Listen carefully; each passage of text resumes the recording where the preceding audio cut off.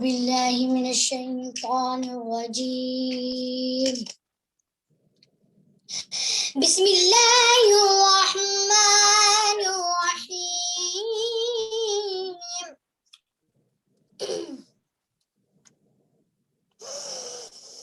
إنما السبيل على الذين يستأذنونك وهم أغنياء. سنت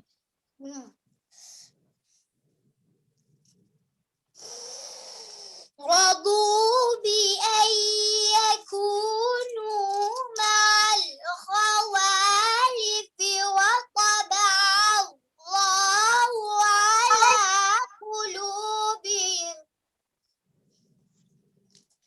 وطبع الله على قلوبهم فهم لا يعلمون. سنت يعتذرون إليكم إذا رجعتم إليهم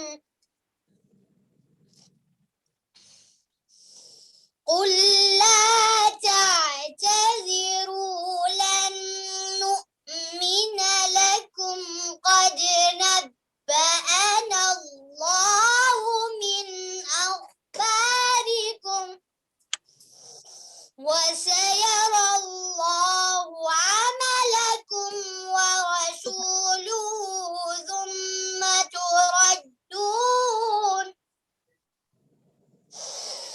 ثم يردون إلى عالم الغيب والشهادة فننبئكم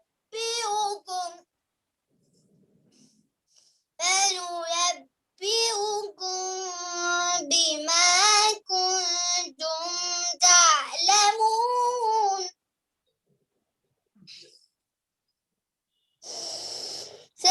سيحلفون بالله لكم إذا انقلبتم إليهم لتعرضوا عنهم فأعرضوا عنهم إنهم رجس ومأواهم جهنم جزاء بما كانوا يكسبون. صدق الله العلي العظيم. صلوات. اللهم صل على محمد وعلى محمد. ماشاءاللہ بہت اچھی قرأت. بنا کسی تاخیر کے اب ہم گزارش کریں گے ریسپیکٹڈ اسکالر مولانا مرزا عسکری حسین صاحب کا کہ وہ اپنے بیان سے ہمارے ذہن و فکر کو روشن کرے. بسم اللہ. السلام علیکم ورحمۃ اللہ وبرکاتہ. وعلیکم السلام. اعوذ باللہ من الشیطان الرجیم. بسم اللہ الرحمن الرحیم. الحمد للہ والصلاۃ علی اہلہ لا سیما بقیۃ اللہ فی الارضین وحجتہ علی الخلائق اجمعین والعن دائمۃ الابدیۃ علی اعدائہم اعداء اللہ اجمعین من یوم ظلمہم الی لقاء یوم الدین. اما بعد. بسم اللہ الرحمن الرحیم.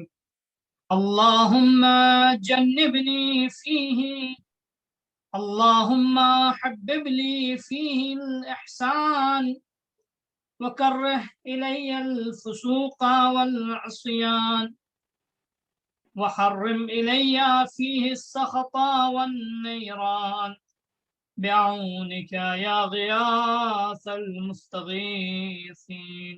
اللہم صل علی محمد وآل محمد وعجل فرجہم وفرجنا بہم یا کریم.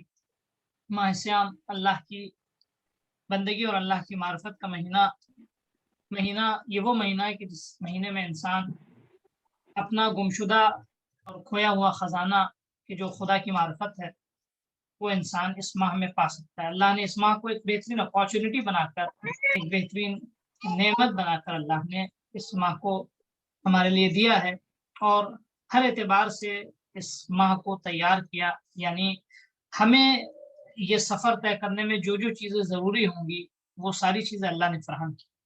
یہ مہینہ ایک کیونکہ بہرحال سال بھر ہمیں وہ فرصت نہیں مل پاتی جو اس مہینے میں فرصت ہوتی ہے. اس مہینے کے سب سے بہترین تمام نمازوں اور تمام عبادتوں اور تمام دعاؤں سے سب سے بہترین عمل اس مہینے کا یہ ہے کہ اس ماہ میں جو ہے ہم معرفت خدا حاصل کریں. کیونکہ اگر ہم نے خدا کو صحیح پہچان لیا تو اٹ مینس ہم نے صحیح ڈاکٹر صحیح طبیب کو اپنے کیا نام ہے صحیح علاج پہنچانے والے اور صحیح علاج دینے والے کو ہم نے صحیح پہنچا دیا. یعنی ہماری زندگی کا صحیح ڈائریکشن ہمیں کہاں سے ملے یہ ہم اس ڈائریکشن دینے والے کو ہم نے صحیح پہچان دیا. اس کی اگر معرفت آ جائے تو پھر اس کے بعد زندگی میں ہمیں سرگردہ نہیں ہونا پڑے گا, ہمیں کنفیوز نہیں ہونا پڑے گا, ہمیں پریشان نہیں ہونا پڑے گا. ہمارے لیے ہمارا ڈائریکشن معلوم ہوگا, ہمارا سونا جاگنا معلوم ہوگا, ہمارا کھانا پینا معلوم ہوگا. لیکن اگر انسان کے پاس معرفت نہیں ہوتی ہے تو اس کا لائف اسٹائل بھی کنفیوز رہتا ہے, اس کا سونا جاگنا بھی کنفیوز رہتا ہے, اس کی زندگی میں کوئی آبجیکٹو نہیں نظر آتا ہے, زندگی میں کوئی مقصد نہیں نظر آتا ہے. تو اللہ کی معرفت اور اللہ کو پہچاننا سب سے بڑا فائدہ, بہت سارے فائدوں میں سے کل میں نے عرض کیا تھا کہ بہت سارے فائدے ہیں. اس میں ایک فائدہ یہ ہوتا ہے کہ اللہ کی معرفت کے بعد انسان اللہ پہ توکل کرنے لگتا ہے, اللہ پہ بھروسہ کرنے لگتا ہے, اور اپنی محنت اور اپنی مشقت کے بعد اپنے کاموں کو اللہ کے حوالے کرنے لگتا ہے, اور اس کو یہ لگتا ہے کہ کوئی میرے سر پہ ہے جو میری مدد کرنے والا ہے. اس کی مثال آپ دیکھیں, بہت سمپل سی مثال دیکھیں.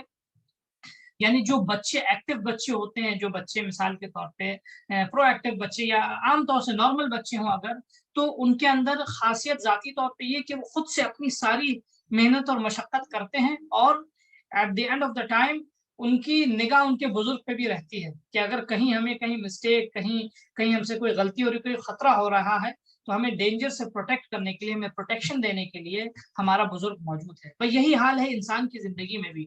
انسان اپنی ایفرٹس, اپنی کوششیں, اپنی مشقتیں, اپنے اندر جو اللہ نے لیاقتیں اور صلاحیتیں دی ہیں, ٹھیک ہے, انسان جو ہے ان لیاقتوں اور صلاحیتوں کو خود سے بروئے کار لے کر آئے اور اس کے بعد اللہ پہ توکل رکھے. آپ کو میں ایک سمپل سا ایگزامپل دوں جو بہت پریکٹیکل ہے. آپ نے دیکھا ہوگا وہ لوگ جو ویٹ لفٹنگ کرتے ہیں, یا مثال کے طور پہ وہ جم وغیرہ میں جو جاتے ہیں, تو آپ نے دیکھا جم میں جو لوگ جاتے ہیں, جو لوگ ویٹ لفٹنگ شروع کرتے ہیں, تو پہلے وہ فرض کیجئے وہ جمبلز کیا کہتے ہیں, میں تو بہت زیادہ کیا نہیں اس کو, وہ پہلے مثال کے طور پہ 10 kg کا اٹھاتے ہیں, پھر اس کے بعد 15 kg کا کوشش کرتے ہیں, پھر 20 kg کی کوشش کرتے ہیں, پھر آہستہ آہستہ آہستہ آہستہ آہستہ ویٹ کی مقدار بڑھاتے ہیں. یا وہ لوگ جو ویٹ لفٹنگ کی کمپٹیشنز میں جاتے ہیں, فرض کیجئے مثال کے طور پہ 1 ٹن 2 ٹن 3 ٹن 4 ٹن, یہ کیسے ہوتا ہے؟ ایک دن میں نہیں آتا, پریکٹس سے آتا ہے. انسان مستقل کوشش کرتا رہتا ہے. جیسے ویٹ لفٹر ہوتا ہے, تو ویٹ لفٹر ایک دن میں سارے ویٹ کی جو فرض کیجئے مثال کے الٹیمیٹ ٹارگیٹ ہے اس کو 500 kg اٹھانا, وہ ایک دن میں نہیں اٹھا پاتا ہے, لیکن وہ پریکٹس کرتے کرتے کرتے. پریکٹس کرنے کا مطلب کیا ہے, میں جو اگزامپل دینا چاہوں, پریکٹس کا فائدہ یہ ہے کہ وہ ایک مرحلے پہ جاتا ہے, ایک دن جاتا ہے جو اس کا آبجیکٹو اور الٹیمیٹ ٹارگیٹ ہوتا ہے جتنا ویٹ اٹھانے کا, وہ اس ویٹ کو اٹھا لیتا ہے. ٹھیک ہے, یہ ویٹ کہاں سے لے کر آئے؟ کوئی باہر سے اس کے اندر ہم نے کچھ مثال کے طور پہ ایکسٹرا چیزیں ایڈ کی ہیں, یا فرض کیجئے کچھ سپورٹس لگائے اس کے اندر جس کے سبب جو اس کے بازو میں یہ ویٹس اٹھا پا رہے ہیں. یہ نہ, ایسا نہیں ہے, بلکہ اس کے اندر یہ لیاقت تھی پہلے سے, اس نے اپنی کوششوں کے ذریعے اس کو ظاہر کیا. یہی اگزامپل انسان کی زندگی میں بھی ہے. ہمارے اندر اللہ نے ہر چیز کی لیاقت اور صلاحیت دے دی ہے. جب ہم پریکٹس کرتے ہیں, اس کو ابھارتے ہیں, جب ہم اس کو نکالنے کی کوشش کرتے ہیں, ٹھیک ہے, اکثر عموماً ہوتا یہ کہ انسان جو ہے اپنے اندر خوبیوں کو, چھپی ہوئی مثلا چھپے ہوئے ایکسلنس کو اپنے اندر انسان پہچان نہیں پاتا ہے, اپنے اندر چھپی ہوئی خوبیوں کو پہچان نہیں پاتا, اپنے اندر چھپی ہوئی صلاحیتوں کو پہچان نہیں پاتا ہے. انسان چاہتا ہے کہ اس کو بس ایسی تالی بجائے اور جن اس کا رزلٹ لے کے اس کو لا کے دے دے. کیسے ہم لوگوں نے مثال کے طور پہ فرض کیجیے علاؤدین کا چراغ جو ہے اتنا مشہور ہو گیا, آپ لوگ سمجھتے ہیں زندگی میں علاؤدین کا چراغ بن جائے, کہ ہماری ایبلٹیز جو ہے وہ علاؤدین کا چراغ نہیں ہے کہ ہم نے ذرا سا گھسا اور جن ہمارے سامنے جو حکم میرے آقا کیا کیا آ جائے. نہ, ایسی لائف کا مطلب یہ نہیں ہے. لائف کا مطلب یہ کہ انسان جو ہے اپنے اندر چھپی ہوئی, اللہ نے ساری خوبیاں انسان کو دے دی ہیں, ساری صلاحیتیں انسان کے اندر دے دی ہیں. ان صلاحیتوں کو انسان کو اپنے ایفرٹس, اپنی کوششیں, اپنی محنت, اپنی مشقت کے ذریعے نکالنا ہوگا. انسان کے اندر اللہ نے ساری خوبیاں, ساری کامیابیوں کی لیاقت دے رکھی. ٹھیک ہے, میں نے عرض کیا تھا آپ کی خدمت میں, مقدر کے حوالے سے جو ایک گوشہ اس کا یہ ہے, اللہ نے each and every ability, each and everything جو انسان کی کامیابی کے لیے ضروری ہے, جتنے بھی فرض کیجیے اس کے مقدمات انسان کے لیے ضروری ہوتے ہیں، وہ آلریڈی انسان کے اندر پائے جاتے ہیں، صرف انسان کو کیا ہے اس کو اجاگر کرنا ہے۔ میں اگزامپل دوں آپ کو، بہت سی ایسی بیماریوں کے لیے کیا کہتے ہیں لوگ کہ فرض کیجیے خدا سب کو محفوظ رکھے اس طرح کی بیماریوں سے، بہت سی ایسی بیماری کی جن کا آلریڈی سمٹمز انسان کے اندر یا وہ سیلز انسان کے اندر پائے جاتے ہیں، صرف ان سیلز کا ایکٹیو ہونا۔ وہ ایکٹیو کب ہوتے ہیں؟ جو باہر کی کسی ایسی فرض کیجیے کسی جراثیم سے جب وہ سیل ملتا ہے انسان کا تو وہ ایکٹیو ہو جاتا ہے، ٹھیک ہے، وہ پازیٹیو ہو جاتا ہے۔ تو کہنے کا مقصد یہ ہے کہ اللہ نے انسان کے اندر کامیابی، انسان کو آگے بڑھنے کے لیے، انسان کو ترقی کے لیے، اس کا مقدر بنانے کے لیے ساری چیزیں اس کے اندر فراہم کر دی، صرف اس کو تلاش کرنا۔ اس تلاش کا آغاز کہاں سے ہوتا ہے؟ زندگی کا آغاز کیسے انسان کو یہ ڈائریکشن ملے گا، کیسے انسان جو ہے وہ کیا نام ہے کامیابی کی راہ میں آ سکتا ہے، کیسے انسان جو ہے اپنی لیاقت و صلاحیتوں کو بروئے کار لا سکتا ہے؟ سب سے پہلے اس کو اپنی زندگی کا ڈائریکشن مشخص کرنا ہوگا۔ انسان کی زندگی کا ڈائریکشن معین ہوتا ہے، مشخص ہوتا ہے صحیح خدا شناسی سے۔ انسان اگر اس کے پاس صحیح خدا شناسی ہے تو اس کے پاس پازیٹیو انرجی پہلے سے پائی جاتی ہے۔ اکثر لوگ سمجھتے ہیں دینداری یعنی ناکامی، دینداری یعنی مثال کے طور پہ کسی لائق نہ ہونا۔ جیسے ایک کنسیپٹ تھا نا کہ فرض کیجیے جو کسی بھی یعنی شعبے میں کامیاب نہ ہوا اس کو حوضے بھیج دو، مدرسے بھیج دو۔ خب جو کسی بھی شعبے میں کامیاب نہیں ہوا وہ مدرسے میں جا کے کہاں سے کامیاب ہو جائے گا؟ وہاں کوئی معجزہ تھوڑی ہونے والا ہے۔ یا آپ کی ایکسپیکٹیشن یہ کہ وہاں سے ناکام لوگ جائیں؟ نہ، ایسا نہیں ہوتا۔ حوضہ ایکسپٹ نہیں کرتا ایسے لوگوں کو۔ وہ لوگ جو کسی شعبے میں کامیاب نہیں ہوئے وہ حوضے میں بھی کامیاب نہیں ہو سکتے۔ کامیابی جو ہے وہ اس کنسپٹ اور اس انٹینشن کے ساتھ جو ہے اگر انسان بھیجے کہ جو بالکل نالائق ہو، کسی لائق نہ ہو، ہاں اگر اس عنوان سے کہ اس کی تربیت ہو جائے، اس کو انسانیت مل جائے، اس کو اخلاق و آداب مل جائے تو ٹھیک ہے۔ البتہ کبھی کبھی ایسا بھی ہے کہ حوضے کا سسٹم آف ایجوکیشن جو ہے، کیونکہ میں ہوں اس کی تائید میں نہیں کہہ رہا ہوں، میں ریالٹی بتا رہا ہوں، حوضے کا سسٹم آف ایجوکیشن ایسا ہے کہ اگر اس سسٹم سے کوئی صحیح پڑھ لے، ٹھیک ہے، تو واقعی اس کی ذہانت میں بھی اضافہ ہو سکتا ہے اور اس کو رخ مل سکتا ہے۔ ایک شاعر ایک آیا تھا، عربی کا اسکالر تھا وہ، یعنی پہلے تو جاہل تھا لیکن عمر کے ایک حصے کے بعد اس کو شوق ہوا پڑھنے کا۔ وہ تقریباً آیا پڑھنے کے لیے، تھوڑا سا ڈمپ قسم کا تھا، یعنی ذہانت نہیں تھی اس کے پاس، وہ جلدی سمجھتا نہیں تھا۔ تو وہ آیا حوضے پڑھنے کے لیے، 3-4 سال نہیں پڑھ پایا، تھک گیا، تھکنے کے بعد وہ واپس ہوتا ہے اور یہ افسوس کے ساتھ کہ مثلا کیا نام ہے میں I couldn't do it، یہ افسوس تھا۔ تو وہ واپس جاتا ہے تو راستے میں اس کو ایک پتھر نظر آتا ہے، جو کنویں کے ارد گرد پتھر لگاتے ہیں نا، تو اس میں ڈول جو ڈالا جاتا ہے کنویں سے پانی نکالنے کے لیے، تو ڈول کی جو رسی ہوتی ہے تو ڈول کی رسی تھوڑی مضبوط رکھتے ہیں تاکہ جلدی ٹوٹے نہیں اور ڈول بھی اندر گرے نہیں۔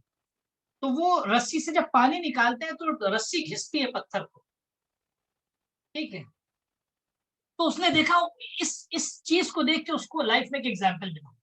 پھر اس نے شیئر کیا اطلب ولا تضجرا فآفت الطالب یضجر من مطلب اما تر الحبل بتکرارہ علی الصخرۃ الصماء قد اثر۔ عربی کا شعر میں آپ لوگوں کو جلدی سے میننگ بتا دوں۔ وہ کہتا ہے کہ اطلب، کوشش کرو، پڑھائی کرو، ولا تضجرا، کبھی بھی مایوس نہ ہو، فآفت الطالب یضجر من مطلب، ناکامی طالب علم کی اس میں ہے کہ وہ، یا ایک اسٹوڈنٹ کی ناکامی اس میں ہے کہ وہ کسی چیز کی ریسرچ اور تحقیق کرنے اور اس کو سمجھنے میں جو ہے تھک جائے۔ اما تر الحبل بتکرارہ علی الصخرۃ الصماء قد اثر، کیا تم نے نہیں دیکھا ہے ایک رسی نے جو ہے وہ ایک چکنے پتھر کو جو ہے وہ متاثر کر دیا، چکنے پتھر پہ اپنا اثر چھوڑ دیا۔ تو کہنے کا مقصد یہ ہے کہ ایسا ہے اس سسٹم میں۔ تو اصل میں اپنی بات کی طرف آ رہا ہوں، انسان کا سب سے قیمتی ٹریجر کیا ہے؟ خدا شناسی۔ خدا شناسی کے بعد جو اب انسان کے لیے ماہ مبارک رمضان میں اگر ہم خدا کی معرفت حاصل کر لیں تو ایک بڑا ٹریجر ہم کو مل گیا۔ اس کے بعد اب دیکھیں دعائیں جو ہیں وہ ہمیں کیا کیا دیتی ہیں۔ آج کی دعا، میں نے کہا تھا ایک دن کا ٹاسک مل رہا ہے دعاؤں میں۔ خدا کی معرفت کے بعد اب ہم ایک دن کی دعا ہمیں سکھاتی ہے اللہ پہ توکل کرنا، ایک دن کی دعا ہمیں سکھاتی ہے یتیموں کے ساتھ اچھا سلوک کرنا۔ آج کی دعا یتیموں کا نہیں بلکہ ہر انسان کے ساتھ ایک جنرل اللہ سے، اللہ کی بارگاہ میں مانگ رہا ہے، خدایا اللہم حببنی فیہ الی الاحسان، خدایا نیکیوں کی طرف میرے دل میں نیکیوں کی محبت ڈال، میرے دل میں نیکیوں کی احسان کا مطلب کیا آپ جانتے ہیں؟ احسان کا مطلب یہ، جیسے قرآن مجید میں آپ نے سنا ہے وبالوالدین احسانا، اللہ کی وقضى ربکم الا تعبدوا الا ایاہ، تمہارے رب نے یہ فیصلہ کیا کہ تم اس کے علاوہ کسی اور کی عبادت نہ کرو، وبالوالدین احسان، اور اپنے والدین کے ساتھ احسان کرو۔ احسان کا مطلب کیا؟ یا احسان صرف والدین کے ساتھ نہیں، احسان جنرل احسان سب کے ساتھ نیکی ہے. وبال احسان کا مطلب وہ نیکی کہ جو کسی کے مانگنے سے پہلے انسان کرے. یعنی کیا مطلب؟ معرفت خدا کے بعد انسان میں اتنی صلاحیت ہونی چاہیے کہ وہ اپنے گرد و پیش ضرورت مندوں پہ نگاہ رکھے، کسی کے مانگنے سے پہلے اس کو پہنچائے، کسی کے مانگنے سے پہلے اس کو دے. میں آپ کی خدمت میں ایک روایت پیش کرتا ہوں کہ دیکھیے انسان جب نیکی کرتا ہے تو اس کی زندگی میں کیا اثرات ہوتے ہیں. ٹھیک ہے، انسان اکثر لوگ سمجھتے ہیں، کوئی لوگ اس سے اگر کوئی مانگنے آ جاتا ہے تو وہ سمجھتا ہے کہ بھائی مصیبت آ گئی میرے گھر میں، کیوں یہ اکثر مانگنے آ جاتے ہیں. امام حسین کا جملہ سنیے گا، حدیث امام حسین کی ہے، کیا فرماتے ہیں، بڑی پیاری حدیث ہے. اعلموا، اے لوگوں جان لو، امام حسین علیہ السلام سے روایت ہے، ان حوائج الناس الیکم من نعم اللہ علیکم فلا تملوا النعم فتتحول الى غیرکم. فرض کیجئے کوئی بہترین خزانہ کوئی آپ کے سامنے لے کر آئے، ٹھیک ہے، اور آپ کیا اس کو لینے سے انکار کریں گے؟ تو اگر آپ لینے سے انکار کریں گے تو کوئی دوسرا لے لے گا جا کے. امام حسین فرماتے اعلموا ان حوائج الناس الیکم من نعم اللہ علیکم، جان لو اللہ لوگوں کی حاجتیں، لوگوں کا تم سے سوال کرنا، لوگوں کا مانگنا تم سے، وہ اللہ کی نعمت ہے. فلا تملوا النعم، کبھی بھی نعمت سے اللہ کی تھکنا نہیں. بنی اسرائیل اللہ کی نعمت سے تھک گئے تو 40 سال تک ان کی قسمت میں ذلت اور رسوائی تھی. انسان اللہ سے، اللہ نے جنت سے منہ و سلوہ ان کو مستقل ہر روز آتا تھا، تازہ بہترین تیار کھانا، ان کو صرف کھانا تھا، ٹائم پہ فوڈ آتا تھا، کوئی ڈیلے بھی نہیں، ڈیلیوری آن ٹائم جس کو کہتے ہیں، اور بہترین لذیذ کھانا، یعنی ایسا بھی کھانا نہیں تھا کہ جس سے وہ تھک جائیں. لیکن انہوں نے اللہ کی نعمت کی قدر نہیں کی، نعمت ان کے ہاتھ سے چھین بھی گئی. فادخلوا مصر فإن لكم ما سألتم، انہوں نے دال پیاز اور کیا کیا مانگا. اللہ نے کہا جاؤ اس شہر میں جاؤ اور وہاں تم کو جو بھی چاہو ملے گا. اور پھر کیا نام ہے 40 سال تک وہ ذلت اور رسوائی کا شکار رہے. کیوں؟ کیونکہ اللہ کی نعمت کو ٹھکرایا انہوں نے. اسی طرح لوگوں کا، اب اس کی امپورٹنس کو سمجھے، لوگوں کا ہم سے مانگنا، لوگوں کا ہم سے سوال کرنا، لوگوں کا ہم سے اپنی مدد طلب کرنا، وہ ایک نعمت ہے اللہ کی، ایک گفٹ ہے اللہ کا، ایک بلیسنگ ہے اللہ کی ہمارے لیے. امام حسین فرماتے ہیں اس سے تھکنا نہیں. فلا تملوا النعم، اگر تم تھک جاؤ گے تو اللہ کی نعمت کسی اور کے پاس چلی جائے گی. اور دوسری چیز کہ ہم سے اگر کوئی مانگتا ہے تو ہم اتنا ہی واجب ہے ہم پہ دینا جتنا ہمارے پاس ہے، جتنا ہمارے لیے پاسبل ہے. کبھی ہمارے پاس پیسہ نہیں، ہم اپنی زبان سے کسی کی مدد کر سکتے ہیں. امام حسین علیہ السلام کے پاس ایک شخص آیا، آپ نے اس کی مدد کی، کم تھا آپ نے اپنے بھائی کی طرف ریفر کر دیا. مولا کائنات کے پاس ایک شخص آیا، آپ نے اس کو مزید دینے کے لیے کہا کہ ہم سے بہتر کھانا کھانا ہے جو میرے بیٹے کے دسترخوان پر. یعنی کیا مطلب؟ کبھی آپ مدد نہیں کر سکتے ہیں خود کسی کی مال سے تو آپ دوسرے کی طرف ریفر کر سکتے ہیں. الدال علی خیر کفاعلہ. تو احسان کا یہ تو اس صورت میں کہ جب انسان مانگ رہا ہے کسی سے، آپ سے کوئی مانگنے آئے نہ، احسان میں مانگنا نہیں ہے. ہمارے اندر اتنی رسپانسبلٹی ہونی چاہیے کہ ہم اپنی نگاہیں چاروں طرف رکھیں، ہم ضرورت مندوں کو تلاش کریں. اکثر لوگ پیسے والے، البتہ سب ایسے نہیں، کچھ لوگوں کی بات کر رہا ہوں میں، بعض لوگ ہوتے ہیں ایسے، اکثر نہ ہو تو بہتر، بعض لوگ ایسے ہوتے ہیں کہ جو انتظار کرتے ہیں کہ ان سے لوگ مانگے آتے. نہ آپ یہ انتظار نہ کریے، ہم پر واجب ہے ہم ضرورت مندوں کی مدد کریں، ضرورت مند پہ واجب نہیں کہ وہ ہم سے آ کے سوال کریں. حتیٰ بعض احکام کے مطابق کسی کا بھیک مانگنا، کسی سے مانگنا جائز بھی نہیں، مگر یہ کہ بالکل مجبور و مضطر ہو جائے. گداگری بھیک مانگنا اسلام میں جائز نہیں ہے، لوگوں کے آگے بھیک مانگنا حرام ہے، اسلام میں جائز نہیں، مگر یہ کہ انسان مجبور ہو، مضطر ہو، ٹھیک ہے، صورت میں اپنی ضرورت کو پورا کرنے کے لیے انسان مانگ سکتا ہے. تو کیا کہنے کا مقصد ہے؟ تو فقیر کو تو اللہ کہتا ہے تم مانگو نہیں، لیکن مالدار کو کہتا ہے کہ مثلا مالدار کے لیے کل روایت بھی میں نے آپ کی خدمت میں پیش کی تھی کہ زینت مالدار کی یہ ہے کہ وہ سخاوت اور جو ہے وہ سخاوت مندی رکھے اپنے اندر. تو احسان کا مطلب کسی کے مانگنے سے پہلے آپ اس کو دیں، کسی کے مانگنے کا انتظار نہ کریں، ہم تلاش کریں کہ کون ضرورت مند ہے کون ضرورت نہیں. اگر معرفت خدا کے بعد یہ احساس ہمارے اندر آیا ہے تو یقیناً ہمارے اندر انسانیت بھی ہے، پھر ہم نے ماہ مبارک رمضان سے صحیح فائدہ اٹھایا. لیکن اگر ہم اس انتظار میں رہیں کہ ہم سے کوئی مانگے، ہم سے کوئی پوچھے، ہم سے کوئی مانگے، ہم سے کوئی آ کے ہم سے طلب کرے تب ہم دیں، یہ معرفت کا کمال نہیں ہے. معرفت کا کمال یہ کہ آپ کی تلاش ہو، آپ ذہن میں اپنے ضرورت مندوں کو رکھیے. اگر آپ یہ انسانیت کا کمال ہے، یہ معرفت خدا کا اثر ہے. ایک یہ کہ اللہم حببنی فیہ الی الاحسان، خدایا مجھے نیکیوں کی محبت میرے دل میں ڈال دیں. دوسری چیز یعنی کون سی نیکی؟ وہ نیکی کہ جس میں دوسروں کے مانگنے سے پہلے ہم ان کی مدد کریں، دوسروں کے کہنے سے پہلے ہم ان کے درد کا سوال کریں. ہم سے جو بھی پاسبل ہو، وٹ ایور از پاسبل، اللہ ہم سے ہماری پاسبلٹیز کے بارے میں سوال کرے گا.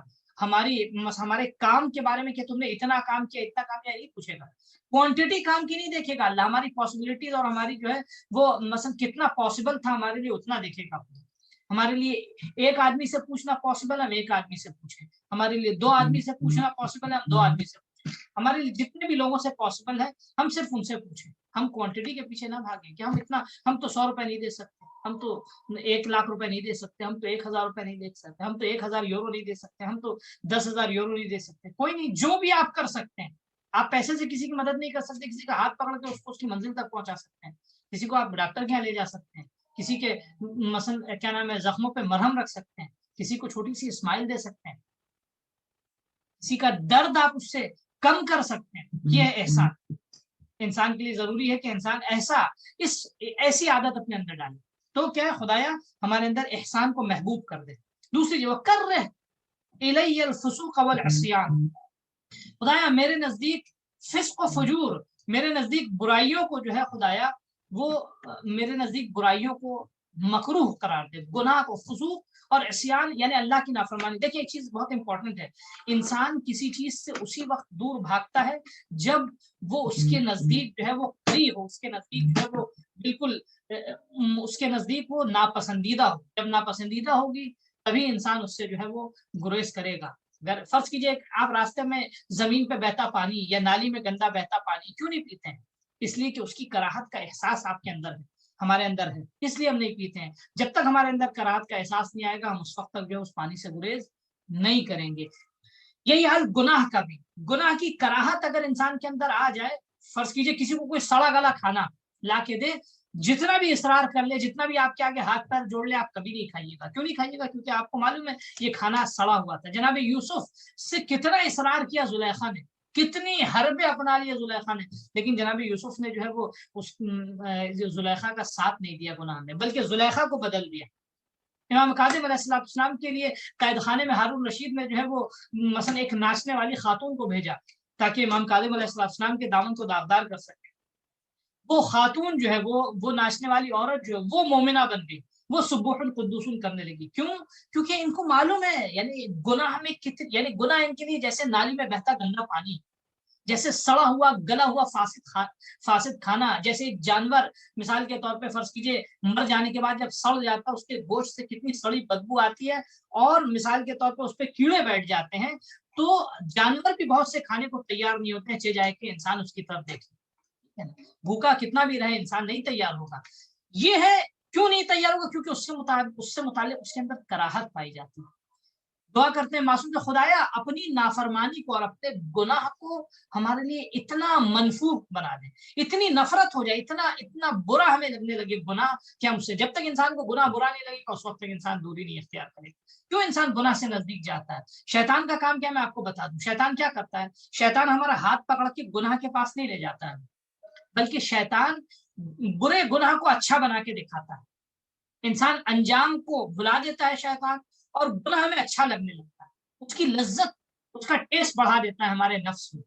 گناہ کا ٹیسٹ بڑھ جاتا ہے تو انسان پھر گناہ کی طرف جاتا ہے. ہم دعا کیا کریں؟ اور یہ کس وقت انسان گناہ سے بھاگے گا، کس وقت انسان جھوٹ سے بھاگے گا، کس وقت انسان جو ہے فریب، مکاری اور دھوکے بازی سے یا دوسروں کو ستانے سے بھاگے گا، کس وقت انسان اپنے فرائض کو نہ ادا کرنے سے فرار کرے گا بلکہ فرائض کی ادائیگی کی کوشش کرے گا. اس وقت کہ جب اس کے اندر اس گناہ کی کراہت ہو، اس سے نفرت جب تک نہیں آئے گی انسان چھوڑے گا نہیں. جب تک انسان نفرت نہ کرے، انسان کسی بھی چیز سے نفرت کے بغیر جب تک اس کو چڑ نہ ہو جائے، اس سے جب تک اس کو الرجی کا احساس نہ ہو جائے، تب تک اس سے کراہت کا احساس نہ ہو جائے، انسان اسے چھوڑ نہیں سکتا. اللہ کی بارگاہ میں ہم دعا کرتے ہیں خدایا ہمیں گناہوں سے چڑ اور نفرت عطا. کیوں؟ آپ دیکھیے جب لوگ بات کرتے ہیں مثال کے طور پہ غیبت کرتے ہیں بیٹھ کے، 3-4 لوگ بیٹھے ہیں تو کیا ہوتا ہے 3-4 لوگ جب غیبت کرتے ہیں تو اتنی میٹھی میٹھی بات لگنے لگتی ہے، اتنا مزہ آنے لگتا ہے، اتنا ہنسنے لگتا ہے انسان کہ لگتا ہے چلیے اسٹریس ہمارا کم ہو رہا ہے. آج دن بھر ہم ہنسے نہیں تھے، چلو شام کو کسی کی برائی کر کے صحیح ہم ہنس تو نہیں. ٹھیک ہے، خوب یہ کیا ہوتا ہے؟ دوسرے یہ در حقیقت ظاہری ہنسی ہے. اور ہم کیوں ہنس رہے ہیں اس میں؟ کیونکہ ہم کو اس میں رونا چاہیے تھا، کیونکہ ہماری عاقبت تباہ ہو رہی ہے، ہماری زندگی تباہ ہو رہی ہے، ہم گناہ میں مبتلا ہو رہے ہیں. ہم جو ہے مثلا کسی اپنے سگے بھائی کا مردار گوشت کھا رہے ہیں، ٹھیک ہے، لیکن کیوں ہم اس کو انجام دے رہے ہیں اور ہم ہنس رہے ہیں؟ ہم کو لذت آتی ہے، اس لیے لذت آتی ہے کیونکہ اس کی برائی اور اس کے اندر جو یعنی جو اس کی سڑن ہے جو اس کی گندگی ہے اس کو ہم محسوس نہیں کر پا رہے. ہم کیا دعا کرتے ہیں؟ خدایا اللہم وکرہ الی الفسوق والعصیان، خدایا ہمیں اپنے فسوق کہتے ہیں اللہ کی حدوں سے باہر جانا، نافرمانی کرنا خدا کی. فسوق اور عصیان تقریباً دونوں ایک ہی مترادف ہیں، تھوڑا سا معنی ڈفرنٹ ہے. خدایا ہمارے اندر معصیت کی، اپنے گناہ کی اور فسق کی کراہیت ڈال دے ہمارے دل میں، تاکہ ہمارے اندر لذت نہ ہو گناہ کی. وحرم الی فیہ السخط والنیران، خدایا آج کے دن اپنی ناراضگی کو ہم پہ حرام کر دے. عزیزو، اگر خدا انسان سے ناراض ہو جائے نا تو انسان کی زندگی تباہ ہو جاتی ہے، انسان کی زندگی کی برکت ختم ہو جاتی ہے، عمر کی برکت ختم ہو جاتی ہے، رزق کی برکت ختم ہو جاتی ہے. انسان جو بالکل محسوس نہیں کرتا ہے لیکن تباہی کی طرف جانے لگتا ہے. کچھ چیزیں میں انشاءاللہ اس کو کل بریف کروں گا، کچھ چیزیں گریجولی انسان کی زندگی میں آتی ہیں. انسان آہستہ آہستہ تباہی کی طرف جاتا ہے لیکن اس کو محسوس نہیں کر پاتا. آفٹر اے سرٹن ٹائم انسان کو محسوس ہوتا ہے میں تو تباہ ہو گیا. جب بھی کوئی ایسٹ ختم ہوتا ہے تو ایک دن میں بہت کم لوگوں کے اوپر جو ہے فرض کیجئے آپ کی خدمت میں عرض کریں قہر آیا اور سب ختم ہو گیا. نہیں، خدا جو ہے وہ مہلت دیتا ہے، آہستہ آہستہ جو ہے وہ تباہی آتی ہے. یہ آہستہ آہستہ تباہی جو ایک وقت آتا ہے، کبھی کبھی 20 سال 30 سال 15 سال 5 سال 10 سال، کیونکہ اس مدت میں اللہ مہلت دیتا ہے کہ شاید یہ انسان واپس آئے. تو ہر میں ملے یہ سخط و نیران، خدایا آج کے دن میرے اوپر اپنی ناراضگی کو حرام قرار دے دے، اور آج کے دن ہمارے اوپر جہنم کی آگ کو حرام کر دے. بعونک یا غیاث المستغیثین، تجھے واسطہ ہے تیری مدد کا، اے استغاثہ کرنے والوں کی مدد کرنے والے. السلام علیکم ورحمۃ اللہ وبرکاتہ. سوری میرا آج ٹائم زیادہ ہو گیا، کچھ 2-3 منٹ ہے ہمارے پاس، اگر کسی کا سوال ہے تو میں.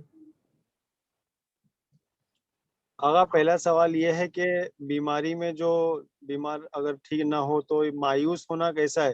خاص طور سے کہ جیسے ماہ مبارک میں عبادت نہیں کر پا رہے ہیں اور بیمار ہو گئے اور روزے چھوٹ جا رہے ہیں اور صحیح نہیں ہو رہے، تو مایوسی جو ہے اس کے بارے میں کچھ. دیکھیے سب سے پہلے ایک دم مایوس ہونا تو جائز نہیں، شریعت میں حرام ہے. ایک دوسری بات یہ کہ آپ مثلا اپنی روٹین کی عبادت نہیں انجام دے رہے ہیں. اللہ ہم سے ہماری روٹین کی عبادت نہیں چاہتا، اللہ ہم سے ہماری عبادت چاہتا. ہماری عبادت کس میں ہے؟ What ever is possible. ہم فرض کیجئے پچھلے سال ہم 1000 رکعت ہم پورے ماہ مبارک رمضان میں پڑھتے تھے، اس سال ہمارے پاس 10 رکعت پڑھنے کی صلاحیت ہے تو ہم 10 رکعت پڑھیں گے. اللہ ہم سے روٹین نہیں چاہتا، اللہ ہم سے اپنی بندگی چاہتا ہے. بندگی ہمارے لیے جو پاسبل ہو، ہمارے پاس جو ہے ہم وہ لے کر آئیں گے، وہی اس میں پھر انسان کو مایوس نہیں ہونا چاہیے. اللہ تو دیکھ رہا ہے نا، اللہ آپ کی کوالٹی کو دیکھ کے ایکسیپٹ کرتا ہے، کوانٹٹی کو دیکھ کے ایکسیپٹ نہیں کرتا ہے. بہت سے لوگ ٹکر پہ ٹکر لگاتے ہیں لیکن آخر ماہ میں ان کے فرشتے ان کے چہرے پہ ان کی نمازیں مار کے چلے جاتے ہیں، ان کے روزے ان کے منہ پہ پھینک کے چلے جاتے ہیں. تو انسان کو کبھی کبھی انسان جو ہے سوچتا ہے عبادت کرے لیکن وہ گناہ کرتا ہے. اگر ہماری طبیعت ٹھیک نہیں ہے تو ہم اللہ پہ احسان نہ چاہتے ہیں. اللہ نے کہا تم نہیں طبیعت ٹھیک ہے، جتنی کر سکتے ہو اتنی کرو، جتنے فرائض ادا کر سکتے ہو اتنے فرائض ادا کرو. مایوس ہونے کی بھی ضرورت نہیں ہے. آپ اسی حالت میں اسی کم کو دیکھیے، خدا سے کہو، آپ مانگیے نا، خدا سے کہیے یا من یقبل القلیل ویعطی الکثیر یقبل الیسیر ویعفو عن الکثیر. دعا کا جملہ ہے، اے وہ خدا کہ جو کم ہمارا قبول کر لیتا ہے اور ہمیں بہت زیادہ دیتا ہے. تو اس لیے مایوسی تو ہرگز صحیح نہیں. جی ٹھیک ہے. اور کوئی سوال کرنا چاہیں تو پلیز سوال کر سکتے ہیں. السلام علیکم حضور، ایک سوال تھا. جی وعلیکم السلام ورحمۃ اللہ. وہ شہید مطہری صاحب کی وہ ایک کتاب تھی مین اینڈ ہز ڈیسٹنی، انگریزی میں، وہ اس میں میں نے پڑھا تھا کہ جو کل آپ نے بیان کیا کہ انسان کا جو عمل ہوتا ہے اس کا کیسے دخل ہوتا ہے کہ وہ کامیاب ہوگا یا نہیں. تو چونکہ انہوں نے وہ ویسٹرن کویشچن پہ لکھی تھی کہ مسلم کیوں ناکام ہوتے ہیں، کہ خدا کو کے معرفت رکھتے ہیں اور چاہتے ہیں کہ مرنے کے بعد سب کچھ حاصل ہو تو دنیا میں کچھ حاصل کرنا ہی نہیں چاہتے ہیں. تو اس کو ایڈریس کیا تھا تو وہ ساری باتیں بیان کی تھی کہ کیسے جو عمل ہوتا ہے اس کا دخل ہوتا ہے کامیابی میں. لیکن اس کے اندر ایک بات جو میرا جو اصل سوال ہے وہ یہ ہے کہ ظاہری عمل کے علاوہ باطنی انسان کی کیریکٹرسٹکس کا بھی تو اثر ہوگا حضور. مثلا اگر میں کامیاب ہونے کے بعد اگر مجھے بہت پراؤڈ فیل ہوگا تو اللہ چاہے گا اگر مجھ سے محبت کر رہا ہوگا کہ میں محنت کروں تو بھی مجھے ناکامی ہی دکھائے تاکہ میں اپنے پراؤڈ ہونے سے بچ جاؤں، تو شاید میں عذاب سے بچ جاؤں. تو انسان کی انر کیریکٹرسٹکس بھی تو بہت امپورٹنٹ ہے، وہ کامیاب ہوگا یا نہیں ہوگا میں ظاہری محنت کے علاوہ. ایگزیکٹلی بالکل صحیح فرمایا آپ نے. انسان کی ظاہری محنت کے ساتھ ساتھ اس کی نیت، اس کا اخلاص، اور اس کے ایفرٹس جو ہے وہ کیا نام ہے وہ کیا نام مٹیریلسٹک کمپوننٹس ہے انسان کی ترقی کا، لیکن جو ہے وہ انسان صرف مادیات کے ذریعے ترقی نہیں کر سکتا. انسان مثلا انسان کو اگر پرائڈ فیل ہوتا ہے، انسان غرور کرنے لگے، تو جتنی تیزی سے انسان آگے جاتا ہے اتنی تیزی سے نیچے بھی گرتا ہے. تو انسان کی اخلاقیات کا بھی اثر ہے، دخل ہے انسان کی ترقی و کامیابی میں. صرف انسان یہ سوچے کہ میں اپنی محنت سے سب کچھ کر لوں گا، اپنی محنت سے انسان کچھ نہیں کر سکتا. مولا کائنات کے بعد ایک شخص آیا اور ایک سمپل اگزامپل ہے کہ وہ فرض کیجئے کیا نام ہے کہا ایک پیر اٹھا لیا، دوسرے پیر کو اٹھاؤ، دوسرا پیر اٹھاتے ہی گر گیا. تو یہ حال ہوتا ہے انسان کا. انسان کو یہ سوچ لے کہ میں نے سب کچھ اپنی محنت و مشقت سے کیا، پھر غرور و تکبر ہونے لگے کہ I did everything and there is no one else, ٹھیک ہے نا. تو یہ انسان کو ناکامی کی طرف بھی لے جاتا ہے، زوال کی طرف بھی لے جاتا ہے. اس کے پھر ظاہری طور پہ بھی اثرات ہوتے ہیں، انسان کے ایفرٹس پہ اثرات ہوتے ہیں، انسان کے سامنے دروازے پھر بند ہونے لگتے ہیں، اس کی صلاحیتوں پہ جو ہے وہ خفتگی چھانے لگتی ہے، اندھیرا چھانے لگتا ہے صلاحیتوں پہ. تو انسان کو جہاں اپنی فزیکل ایفرٹس کا، آج جو میں نے گفتگو کی نا کہ انسان اللہ کی معرفت حاصل کرے اور اپنی کوششیں اور اللہ پہ توکل، اللہ پہ جہاں توکل ہوگا انسان غرور نہیں کرے گا، انسان شکر کرے گا. خدایا میں جہاں بھی پہنچا ہوں یہ تیرے لطف و کرم کا مثلا اور تیرے احسان کا نتیجہ ہے. اگر کیا نام ہے یہ لیاقتیں اگر کم از کم تو مجھے متوجہ نہ کرتے، کم از کم یہ شعور میرے اندر بیدار نہ ہوتا تو میں نہیں پہنچ پاتا.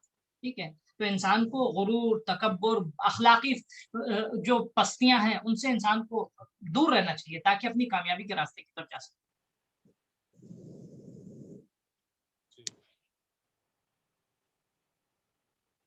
اور کسی کو کوئی سوال کرنا؟ جی لوگ کو آلموسٹ 3 منٹ ہم لوگ ایکسیڈ کر چکے ہیں، تو اگر کسی کا ایک آدھ سوال ہے تو دیکھیں، نہیں تو نیکسٹ ڈے کے لیے ہم رکھتے ہیں انشاءاللہ. فی الحال تو کوئی سوال نہیں آ رہا ہے. جی انشاءاللہ اللہ کی بارگاہ میں دعا خدا بحق محمد وآل محمد ہماری اس کاوش کو قبول کرے. خدایا ہمیں توفیق عطا کر، کیونکہ ہم یہ دروس ایک بہانہ ہے، میں سب کو بتاتا چلوں، اس کو ذہن میں رکھیے گا. یہ درس، یہ کلاس، یہ لیکچر ایک بہانہ ہے. ہمیں اصل میں خدا امام کی شناخت حاصل کرنی، اور امام کی شناخت اور امام کو پہچاننا وہ خدا کے پہچاننے پہ منحصر ہے. ہم امام تک اس وقت تک پہنچ نہیں پائیں گے جب تک ہم خدا کو نہ پہچانیں. تو بہرحال اللہ کی بارگاہ میں دعا ہے خدا ہمیں توفیق عطا کر کے ہم تیری بھی معرفت حاصل کر سکیں اور تیری حجت کو بھی پہچان سکیں، تاکہ ہم امام وقت کی خدمت کر سکیں، ان کے کام آ سکیں. ہماری کاوشیں جو ہیں امام کے ظہور کا مقدمہ بن سکیں انشاءاللہ. جو بھی اہل بیت کا چاہنے والا جہاں بھی بیمار ہے، پریشان حال ہے، اس کو شفا ملے، صحت ملے، ہندوستان کے حالات اچھے ہوں، بے ضرر انسانوں کو خدایا اس مصیبت سے نجات دے. جو بھی مضر ہے، جو ظالم ہے، جو شر پسند ہے، خدایا اس وبا کو ان کی نابودی کا سبب قرار دے، یا کم از کم ان کی ہدایت کا سبب قرار دے. خدا بحق محمد وآل محمد امام کا جب ظہور ہو تو ہم امام کے پرچمدار ہوں، ان کے اس قیام کے حصے دار ہوں انشاءاللہ. ایک سورہ فاتحہ اپنے لیے، تمام علماء، فقہاء، مراجع تقریر، شہداء کے لیے اور اپنے مرحومین کے لیے، اور جتنے بھی اہل بیت کے چاہنے والے ان دنوں میں اس دنیا سے گئے ان کی روح کو پڑھیے گا. والسلام علیکم ورحمۃ اللہ وبرکاتہ.